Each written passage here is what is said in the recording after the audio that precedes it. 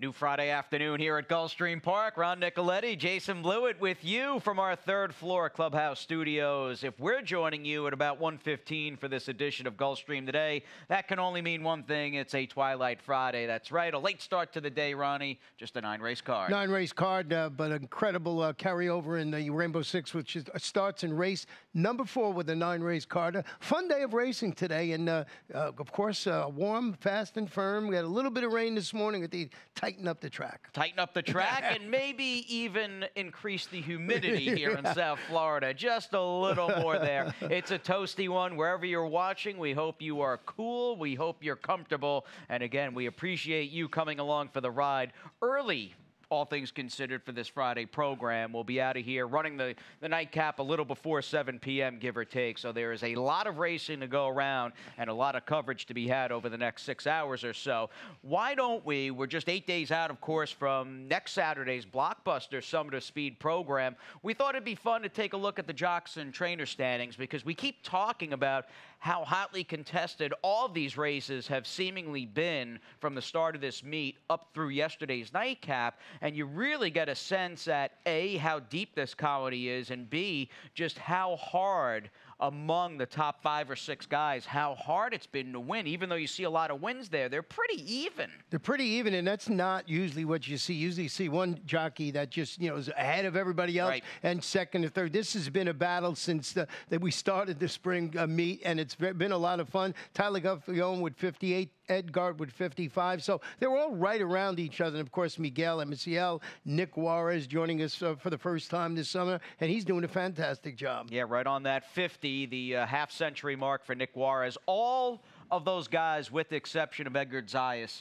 will see action today here at GP. Edgar's on a bit of a suspension, so we'll have him back. And we lose Tyler tomorrow. Was looking through the racing form. He's riding for Mike Maker out at Canterbury Downs. Canterbury Downs. I was wondering, whereas he's got a lot of frequent flyer miles. Boy, I'd like to have some of those miles to travel around with. It's also nice to be in your early 20s, right? But you really get an appreciation for Tyler and all these guys that have to hop on a plane. It's the old have saddle and whip and will travel. And things are even closer, if you can imagine that, in the trainer standings, where off a 2-win Thursday afternoon, we have the other Ralph Zadie, now tied for the top spot, 15 apiece with Ralph Nix. Yeah, and Todd and Stanley Gold and Oscar Gonzalez. And I think if you go further down, they're all around that way, right? Yes, there are, I think, 6 guys altogether that have 14 wins apiece. So, and we broke it down by earnings. So the 3 guys you saw that have 14 wins are in that order because of their respective earnings for this meet as we begin a Friday, June the 22nd here. Already getting down to the nitty-gritty in the month of June and a lot of ground to cover. Now, let's dive into the opening pick 5 on the day. In fact, we'll get you up to speed with what's on tap amid these fast and firm racing conditions. I love that shot from the clubhouse turn. Super high 5. I also like the idea of getting up to the window and cashing one of these big high 5s of the early pick 5. I'll take that over the blue sky any day of the week. 50-cent early pick 5, and I'll have a ticket coming up in just a couple of moments. An $18 early pick 5 to start the action.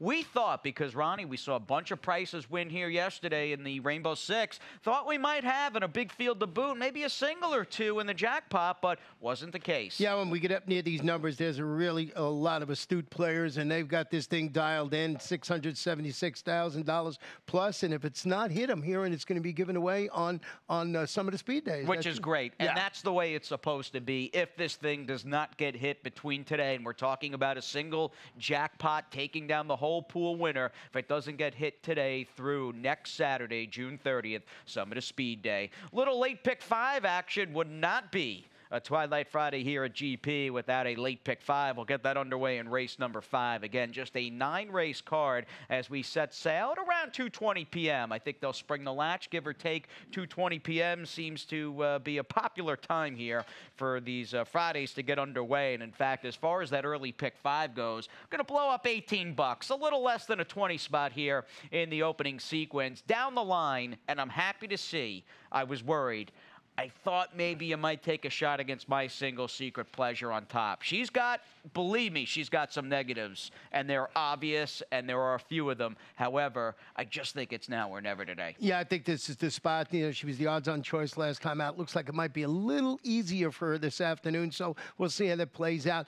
I'm going to have, when we get and start talking about this first race, that's the tough one for me. It's a really difficult opener, and one of the reasons I wrote Riders Race to start is, well, it's a difficult race, an evenly matched field, and I don't feel you're going to have a clear-cut favorite. Oh, that horse is the horse to beat by a long ways, even though we currently have a 9-5 shot on the board. So very difficult turf opener to start the action. Did the clock strike midnight for Solfatara? We'll learn a bit more about where she stands. Will she turn into a pumpkin today after evolving and turning into a princess, winning 4 consecutive races late last year? Race number 3, a 2-horse spread, looking at a fast pace, and you've got a fresh Angel Rodriguez claim. GP's A-Rod in the mix in race number 3. Who do you like in the 5th? Who do you have on top in that race? Because that race confused me. There's really no turf form in that race of maiden claimers. I went with La Duquesa on top of the ticket, True Eris and Cloudy Day. I found that a tough race, too, so I have the number 5 to answer your question. Oh, that's good. I did use that horse, one of 3, of course, in the back end of an $18 spread for 50 cents. So it all begins in race number 1, and as we were talking, even from 9-5 to 2-1, I don't think you're going to be dealing with a 9-5 or even 2-1 favorite by post time. This is a turf race and not an overflowing field, just a field of 7, in fact, that you might get a favorite at 5-2 or 3-1. The 5 Without Remorse is probably, and narrowly so, the starting point. It's the drop in class that I like. I put him high up, second, in fact, because of the drop in class. But do note, there really isn't any speed with this horse. He's not a stalker. He's not a positional speed type. He's more of a one-run closer. Yeah, and I just wanted to see a race from him. He hasn't won since last August, and he's got that, you know, he needs everything to unfold in front of him to be good. So, I mean, I got it on the ticket, but I went a little different way, and as I was mentioning, I thought this was a tough opener for the day, and that's what these turf races are at Gulfstream Park. They're just, you know, you got to figure them out, and it's a lot of fun, and I did go with the number 6 Dip Sheet, who's dropping to this 30 level on the turf after facing, I believe, like stakes caliber competition on the dirt since breaking her maiden last July for $25,000. Yeah, I don't have to get hit on the head a lot of times to know that Stanley Gold and Jeffrey Sanchez. That's happened a lot to you, though, right? Hasn't it? Yeah, we'll talk about that later. But what are those stars up there? No, but this barn has just been on fire. So I thought this is a nice, interesting horse in here. Currently 3-1 on the board, and I'm going with the hot hand. And I just think this is a good class spot for Tip Sheet. If this horse handles the turf, they might all be running for second. The big question, of course, is the turf. We just haven't seen the Brethrens really turf all that often, I think, to even make a concrete sort of opinion in that department. I can tell you the Dam, in fact, was 0 for 2 on the turf, but she did win 3 times on the synthetic, so maybe that correlates to Tip Sheet handling the grass for a trainer who's 9 for his last 24. Speaking of the number 4, that's my top pick, the number 4, Remember the Main. Middle move last time, and I thought ran well in defeat. A good effort. Do I love that Wigwam Summer field that he faced on June 1st? No, but a very good effort off the claim. Yeah, and the blinkers on last time out, I think it really helped. And for all those reasons, got the Remember the Main part of my exacta ticket. All right, sounds good. Let's move on to race 2. Fast main track on this sultry Friday, Twilight Friday here at GP. The second day of summer, everybody, as we go 5.5 with a optional claimer starter race, and these are 3 and up fillies and mares, and it all, to me anyway, and I had asked you earlier today, a couple hours back, I said, Ronnie, you like Solfatara today? Anxious to see how she's going to run. Ronnie clearly thinks she may have turned into a pumpkin because as we go back, we'll harken back to her last victory. This capped a 4-race win streak for this mare by the late Wildcat Air back on January 3rd. So we were very much still getting underway in the championship season, and she was able to rattle off those 4 straight wins from late September through this effort over a sloppy sealed track on January 3rd, for the most part at ascending levels. Do keep in mind she was originally claimed by current trainer Henry Colazzo for the bottom level claiming price of just $6,250. What do you do with her, though, as she comes out of a race that was basically a non-effort almost 5 months ago. She's been laid up about 150 days. I'm viewing it as maybe she just needed a little bit of a break, and I'll just end by saying I'm happy to see, and at least it gives me a little confidence we might get the good Solfatara because she's not in for a claiming tag. Yeah, she's not in for the claiming tag. And as you mentioned, that race on January 24th, the wheels come off, and it was simple for me. Just wanted to see a race, but if this horse wins, I would not be shocked at all. Yeah. Now, you took a horse that I've got second and think will run well in the 5, Treat Her Like Star, who's one of a couple coming out of a race here on June the 10th. She got an amazing ride from Amisael Jaramillo. I liked her a lot that day, and Ronnie will tell you, you and I were alone in the office, and I happened to step out, and I rarely lose my temper, even with bad beats. This was one that stung me pretty good, but she did run. I can't fault her or Amisael. They both brought their A game. Yeah, he's playing it down. He yelled so loud I closed my door and hid under the desk. No, just kidding. Yeah, and that's Treat Her Like Star. Cutting back to 5.5 furlongs, which I think is going to help this horse. Responded to the drop down in competition by coming within that head of defeating this level of competition, going 3/4. Little turn back. I think this is the logical choice in there. Stella Mattina will try to make it 2 in a row. Responded to those blinkers last time out with a win. You know, if Solfatara wins it, I'm not going to be shocked in here. It's her, essentially, and how does she run off the layoff? Right.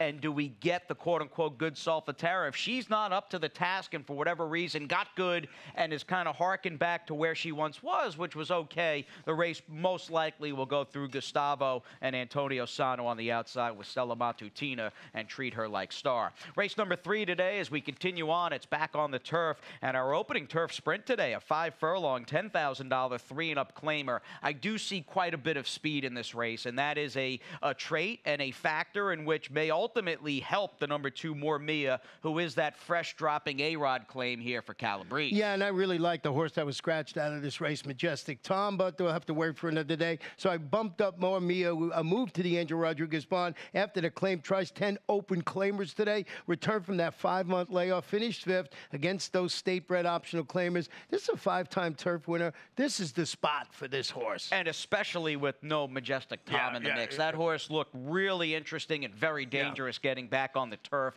That's obviously a moot point. And I'm just in the camp of thinking that, and the horse fits on his talent and his recent exploits, but the 4 Go Gone Gone is likely. He's supposed to get blasted in this race by Colonel Red and the 8 Federal Reserve. I think at some point all 3 of those horses may hook up, and that may just, again, may just play to the strengths of More Mia, yeah, right? I mean, Go Gone Gone is dropping to this level, set the pace last time out, faded in that race to finish 4th as the favorite against those state-bred optional claimers. You're getting Tyler Gaffalione, so if there's someone that can judge the pace on Go Gone Gone, maybe it's Tyler gets this horse home free, but there's a lot of speed, and it sure looks like it's setting up for More Mia. And we'll do exactly that. We're a little Go Gone Gone into that first time out, the only time out on this edition of Gulfstream today. Ronnie and I are back with his Rainbow Six.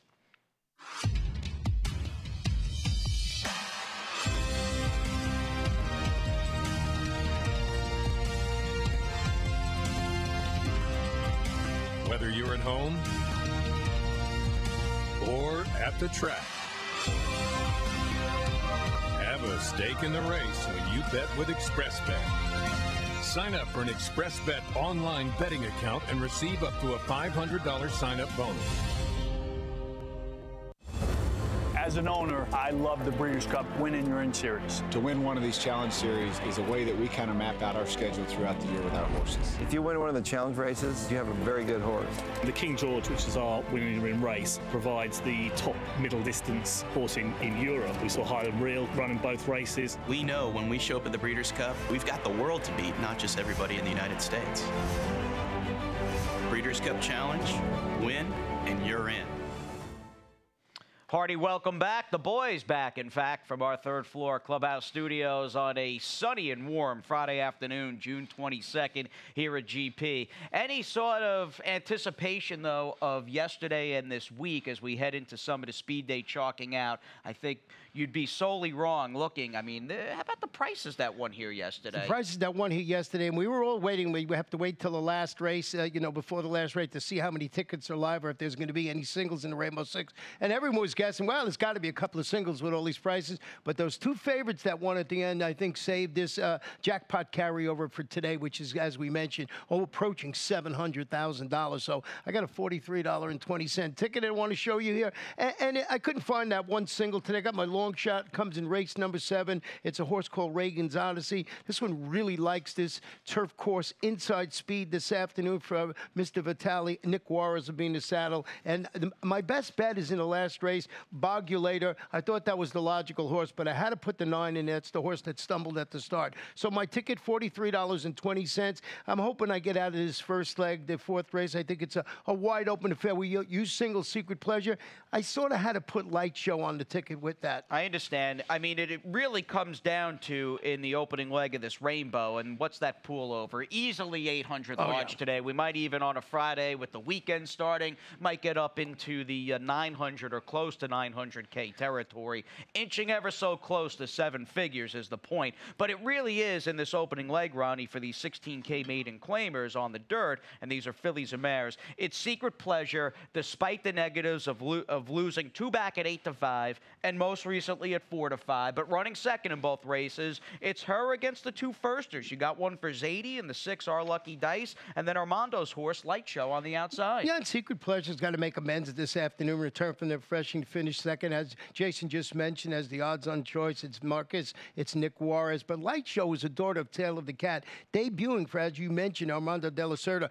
I like the consistent workout pattern showing across town over that in stamina-enhancing surface at Gulfstream Park West. Also want to show you stat on Armando de la Cerda. First-time starters, sprints, and maiden claiming ranks, 4 for 15. He's 27%. He's in the money 47% of the time, and almost that even return of investment of $1.96. He's not known so much for his first-time starters, but that's a pretty solid angle in here. Secret Pleasure, not up to the task. Light Show, and as you mentioned, also the number 6, Our Lucky Dice. That barn's been going good. Well, Ralph picked up another 2 wins yesterday, went 2 for 3. The only disappointment on Thursday's card was Talesa, who just didn't have any oomph at crunch time. But yeah, Ralph Zadie's been in the zone, batting about 35, anywhere from 30 to the high 30s in terms of percentage. And Our Lucky Dice likely live. The same can be said for the 7 Light Show. Good to see some of those Tail the Cat firsters still around. He's one of my favorite sires of all time. He's a little up there in age, no longer has the numbers he used to have. But boy,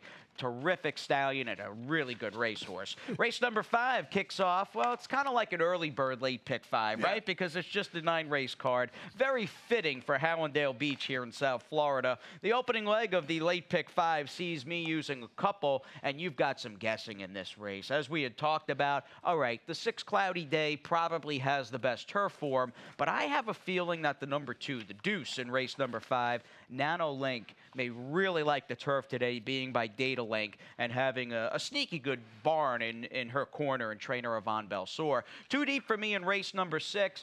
I almost singled Ronnie Gregory's son. The only horse that I think that can realistically beat him is the number 4, Force. If Force, for whatever reason, is able to recapture some of that old back class, he can win that race. But if he's not up to it, don't you think Gregory's son's probably just going to win? Probably. Gregory's son's a logical one, but that Force trained by Oscar Gonzalez. Tough to leave him off any Rainbow 6 or pick 5 ticket. Oh, totally. So, no, I said, you know what? Let me not get too cute. I want Oscar in races 6 and 7. In fact, Oscar's got my best bet, the Blewett best bet on the Friday card in the 7th in Miquaima. The only way she can win, you got to go to the lead with her. She can't rate. You got to go. If she has to go too fast, so be it. I'm hoping. I think she's the best speed in the race, personally. I know your long shot's in there, who's got some speed as well. But I want Miquaima on the point. I also feel the 7, Prado Vision, is the best closer in a pretty wide-open 7th race. That may feature that's a good race. And you know, when you handicapped his races, I kept looking back down at the number 10, Terry's Big Heart. I keep picking this horse. Hasn't gotten there yet, so I had to add it to my ticket. All right, so what are you, 3 deep there in the Rainbow? Yeah, I'm 3 deep there, even though I got my long shot in the Rainbow. I had to go there, and that's why I have the 10 on my ticket. Now, I went 3 deep, obviously, in race number 8, which is the last dirt race on this June 22nd program. Some people, many people, in fact, might be inclined to single the 6, Joy Ellie. There's a lot to like there with Pletcher second out.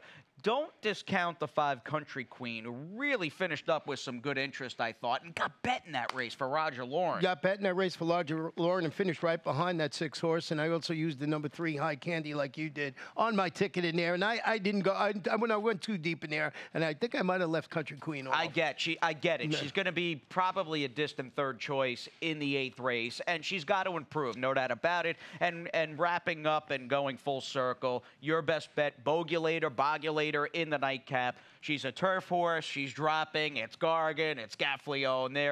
There are just a ton of intangibles there that make her just significantly the horse to beat. That was going to be my single, but I went back and looked at the 9 La Defender, and that race stumbled at the start. Maybe that horse with a clean break and upset the apple cart. But we're both in agreement. That's the one to beat in the nightcap. Yeah, sit tight. You'll see La Defender start, and her okay finish in her career debut a few weeks ago for trainer Michelle Nihei on this show in just a couple of moments. But we got to get through races 5 through 8 before we talk about the nightcap. And in the 5th race, as I was saying, I'm hoping Nano Link just handles the turf. This horse gets and I know, by the way, this horse ran a couple of weeks before Thanksgiving. When I say this horse is getting a nice rider upgrade, keep in mind this is a second-time starter who has not run since her 2-year-old season last November. But the more I looked around, this is a Data Link filly. His offspring are supposed to turf. Von Belsor does a good job. I'll take Nano Link over the 6 Cloudy Day, who I feel as though has had more chances, but has the best, most consistent overall grass form. Yeah, 4 for 4 on the money in the turf. 4-year-old comes off a workman-like 3rd place finish at this level of distance.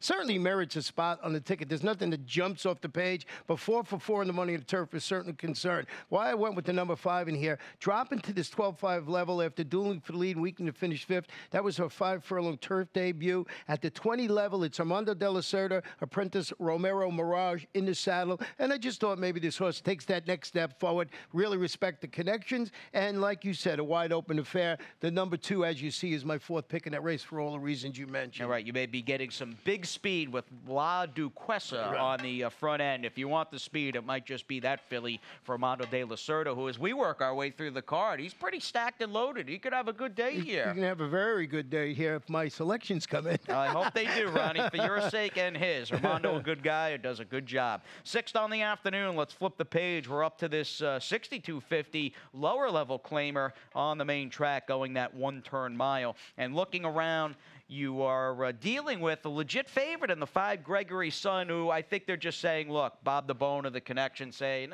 maybe we paid a little too much for him when we claimed him 2 starts back for $10K. Not a good effort against Better Off the Claim. And for the 62. Yeah, faded to last. Those 16 condition claimers going 7.5 on the turf. You mentioned Bobby DeBone and Jose Batista returning. This is a 2-time winner on the dirt and a 1 to beat, like you said there. And I agree with you with Force, who finds a perfect spot to score. Duel for the lead last time, finished 5th as the favorite. We mentioned it's Oscar Gonzalez. Boy, hard to leave him and Miguel Vasquez off the ticket. But it's time for our daily Peter Walder stat of the day. It seems like I have one every day this week. Peter Walder with the number 2 smart return. This one is dropping. Want to show you a stat with Peter. Turf to dirt, low-level claim is right here at Gulfstream. He's 7 for 15. 47%, 67% in the money with a big return of investment of $3.66. So this is something that Peter does very well. So smart return. Got to pay attention. Got Ray Lou Gutierrez, who we'd win 2 yesterday or 3. Walked away with the 2-bagger. 2-bagger yesterday. So he's riding great. That is a nice apprentice. Or when it comes around Eclipse time, his name's going to be mentioned. Yeah, he's still a 7-pound bug as well. He's got 32 wins here at the meet and counting. In fact, and I did the latest Blues Clues. I'm in the process of currently editing it. That'll come out sometime next week to start some of the Speed Week here at GP. But when you look at the 5 guys from Tyler, Miguel, Edgar, Amisel, and Nick, I mean, Raylu's 6 behind them. Yeah, I mean, he's first incredible. up outside of those 5 lead dogs. Very impressive. He's got that 7-pound allowance, so that helps him, but he's a good rider, so he's going to do great. He's going to have a fantastic year. Yeah, graduated from Cortland State University. Degree in exercise physiology. His parents said, look, you want to be a jockey, that's fine. You got to get through your education first. So he did that, and well-spoken. We'll be hearing more about Ray Lou. As we move on to race number 7, and we've talked in terms of speaking a lot and a lot of news this meet here at Gulfstream. Oscar Gonzalez has been a popular name, and for good reason. It's been quite some time since his percentage, I think, dipped below about 35 in the program, and he is very much in the mix with force in race 6 and coming up on my best bet in the 7th race in Miquaima. Let's go 2 back to her win, her last win on May 4th. Again, this is a couple of starts back, and she has got to make the lead. I had liked her last time, thinking, you know what, she might be able to sit a little bit. They tried rating her. She completely backed up. I get Reagan's Odyssey in the race. I also get some other speeds like the number 6 Murray's Girl, who's stretching out. Misael, I think, knows this daughter of Cowtown Cat well. When she's able to make the point, she might get run down, but she's going to give you a significantly better effort than the races, the efforts that they've tried to grab a bit of a hold of her early and have tried to get her to settle off horses. And she fought there. I mean, that horse came up to her with good momentum, and she clearly dug in. She's got some class, and I'm hoping she just wires the field. She was a game winner that afternoon. She faded. She got beat double-digit lengths in the last race. What I liked about this horse, just look at the workout pattern since then. A couple of really solid half-mile workouts over the Palm Meadows training track. Shows me this horse is going to come back and run okay. Reagan's Odyssey, as I mentioned, trying to get a little price. I think it's 10-1 on the morning line. Turning back to a mile. Blinkers added after returning to her favorite course. She loves this course. 18 starts, 5 wins, 3 seconds, 7 thirds. She hopped at the start last time out. She finished that stalk to pace third, I think, with a clean break. She loves this course. It's Nick Juarez. He does a fantastic job with speed horses on the turf. Got to stay out of that duel with Miquaima. Getting a little bit of a price there. All right, sounds good, Ronnie. And your long shot, ran well yesterday. Got a good ride and ranged up. And I'll tell you, mid-stretch, I thought you were taking down the whole entire pot. I thought it was too. I kept coming. You could see when past the 16th pole, he was going to miss. He finished third, but he was only beaten a half. Sweet Moochie, that's who it was, right? The old Mooch. Yeah, the old Moochmeister came so close to making Ronnie very happy. Instead, win place bet, another losing ticket for the pile, but we'll see. I bet Reagan's Odyssey will run well, and who knows? Your long shot, my best bet. Maybe we hook up and just go head-to-head and set the race up for everybody else. Yeah, you go dead heat or something like that. Dead heat for last. All right. Let's move on to the 8th here as we get down to the nitty-gritty. 7 down, 2 to go as we come up on the late double. Our last scheduled dirt race on this June 22nd here at Gulfstream is a Florida-bred 3-and-up filly mare maiden special weight. We do go with 8 runners in this race, and it more or less is about 2.5 horses. High Candy, who is coming out of a distant second-place finish behind Miss Mashak, who didn't run all that great at a mile here yesterday. It's going to take a lot of play with her speed for Rohan Crichton. And then you've got the group of horses, in fact, 3, including Country Queen and Joyelli, who are coming out of the same race here on Saturday, June the 2nd. That's a race we will bring you here on the show. And Joyelli was on a hard chase throughout. She's the first horse we've got highlighted for Pletcher. She chased the winner gamely. I was really impressed in hindsight with Country Queen, and despite the fact she was clearly outrun early by a good ways, she was the second horse we had highlighted. She's third in your picture right now. She finishes up with some good interest out in the middle of the track while Joyelli doesn't threaten the winner, who again wired the field in Heaven's pulpit. I'm going to give the slight edge to Country Queen to turn the tables on the Pletcher filly for one reason and one reason alone. And I do believe, Ronnie, that June 2nd card was one of those speed-friendly tracks that we've had on a fairly frequent basis here at GP. In fact, we ran 6 dirt races that day. 4 were won wire to wire, and the other 2 races were won by basically pressing speeds. So I'm thinking Country Queen, who got bet a little bit at 7-1 first down for Roger Lauren, has got some ability, was against the bias, and I'm going to take her to spring again. A mild upset over Todd's horse and High Candy. And with that said, the racetrack very fair yesterday, the main track, so it didn't matter if you were on the front, stalk, or close. If you had the right horse, you could win. I'm going to show you a stat on Giorelli for Todd Pletcher. Now remember, this horse is making its second start. Maiden special weight sprint, so I wanted to see what happens at Gulfstream Park. 9 for 33, 27%, 64% in the money, $1.46 return of investment. This one chased through speed. They ran around the track basically 1-2 with the Country Queen closing to be third. So we'll see how that horse runs. I got them all on my ticket. I even use High Candy because I'm always a sucker for some speed. Well, and she's got that speed, High Candy. And the pace figures I was looking at and using, they've got her significantly faster than Joyelli, so she might be the dominant speed in this race as she attempts to go the 6.5 furlongs. But again, don't sell. I know she doesn't have the quote-unquote designer connections. Do not sell Country Queen short. I think she's in line for a very good effort over, again, a main track you correctly pointed out was very fair and even here yesterday, which was the best news of all. Let's wrap things up. Race number 9. We do cap this June 22nd card on the turf with 3-and-up filly and mare, $40,000 to $30,000 maiden claimers. I'll let you talk about your best bet on the day, Bogulator, in just a second. But here's Michelle Nihe, his second time starting 9-horse in La Defender, who is away, and we'll show you the race back on May the 10th.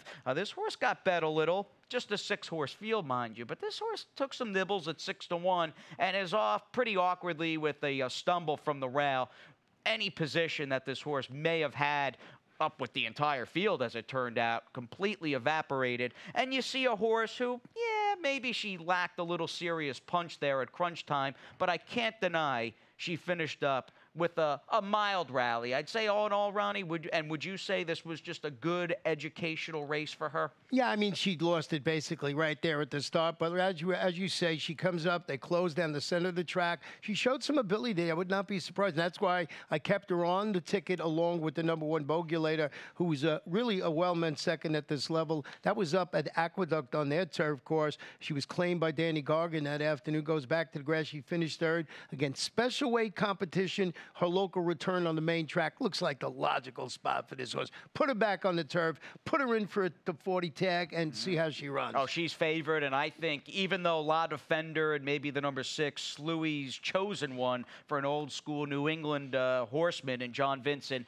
they're going to take some money, but I think they may just go bananas here with Bogulator from the rail. On the flip side of it, though, she's supposed to win today despite. Does it concern you at all she's 0 for 16? Yeah, I mean, that's why, she's the logical choice, and Danny Gargan does an excellent job, but I just didn't pull the trigger. It was this close to making her the single, and had to add La Defender for the reasons you just shown with her stumbling and running okay. And Sluice chose one, as you mentioned, 5 for 6 on the money on the turf with some speed. So the people that put those big tickets together, did they single this horse in the last race? I don't think Probably not. They may give themselves some coverage, maybe even as a B or a C level type inclusion with Sluice chosen one and the #9 La Defender. As Michelle Nihe has got a live contender in the nightcap, she's also got the likely favorite coming up at around 2:20 p.m. in the Friday first race. And that means Ronnie and I are going to sign off for now. We'll catch up with everybody about 10 minutes before the Friday first. And Pete Aiello, the voice of Gulfstream Park, is coming up right now